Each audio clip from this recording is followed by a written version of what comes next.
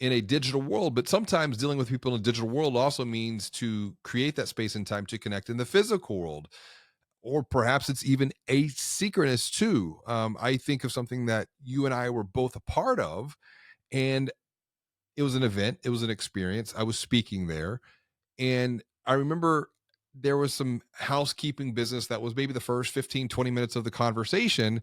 And I remember texting you thinking, like, this could have been done asynchronously via a video. It And was like 25 minutes. oh, it was 25 minutes. It was that much worse, or it could have been an email. And this comes back to something here. And you've been going through this leadership program with Ryan Holiday, with leadership rooted through the lens of stoicism. Something you shared with me when it comes to dealing with people as a digital leader, it's important to be strict with yourself and understanding of others. What do you mean by this here?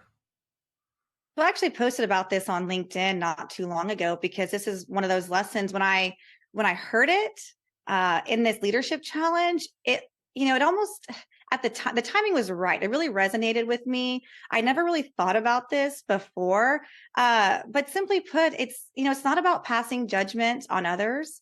It's not about imposing your beliefs on others. It's you may have these expectations for yourself, and that's great and that's wonderful, but we can't have those same level of expectations on other people.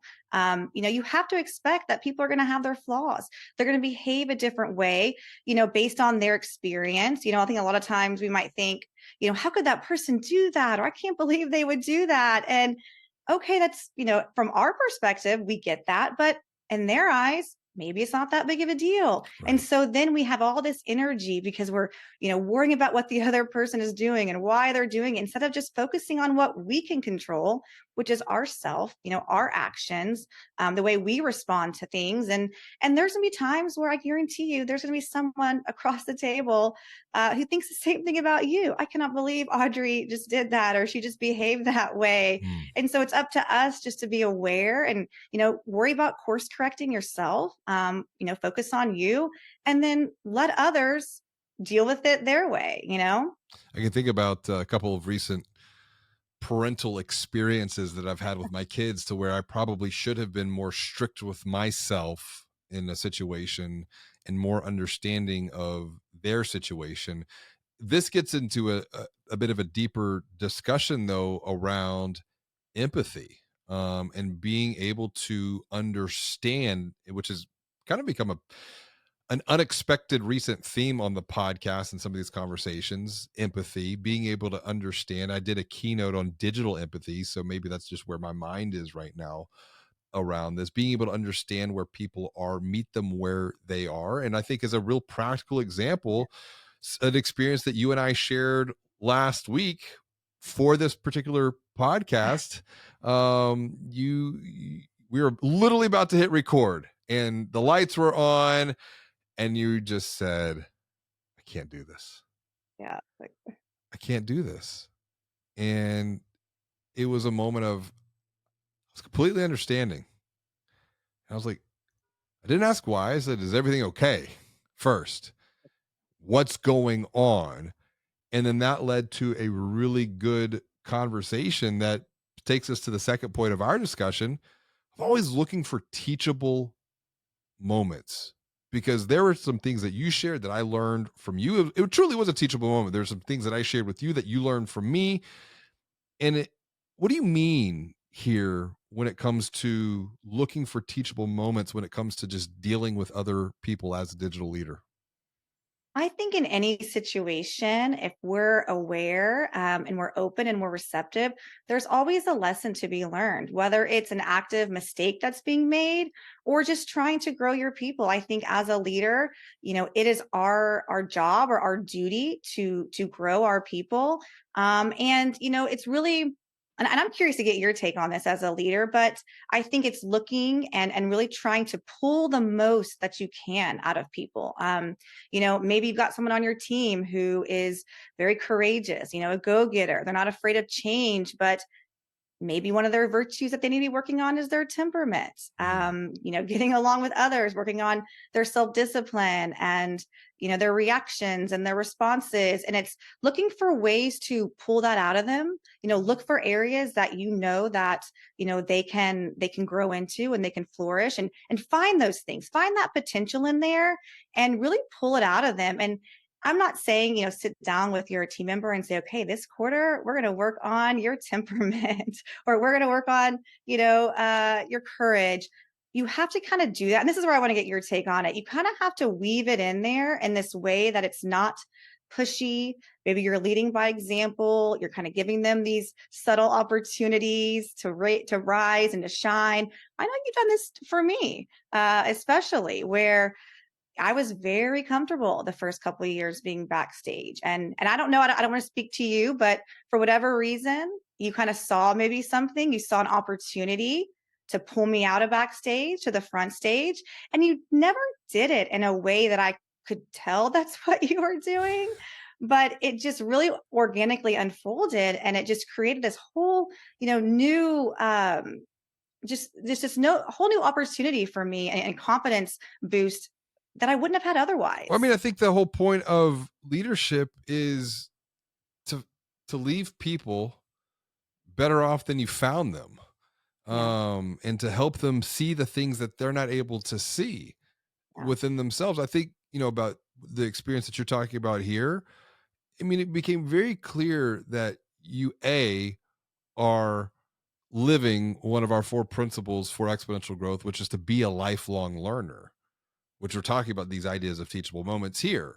And but then it's like, well, how can you continue to apply those lessons to go and help others? There's no better way than through this particular medium of this podcast. And that's the whole point of the podcast is, sometimes you're the teacher, other times you're going to be the student, mhm, but either way, there's always a lesson to learn through the experience. I think about a lot of the organizations that we work with and their leaders, and to see their transformation. I think some of it is I'm observing their behavior actions. It's not, no one's bad. I don't look at it that right, way. It's just, this is just how they are. And these are the things that they could do to be even better going forward. So it's creating some awareness with just conversation. And then it's also to a bit of modeling as well. So I yeah, will actually shift communication style or cadence behavior depending upon who I'm talking with based upon what they're looking to achieve or where they're looking to go.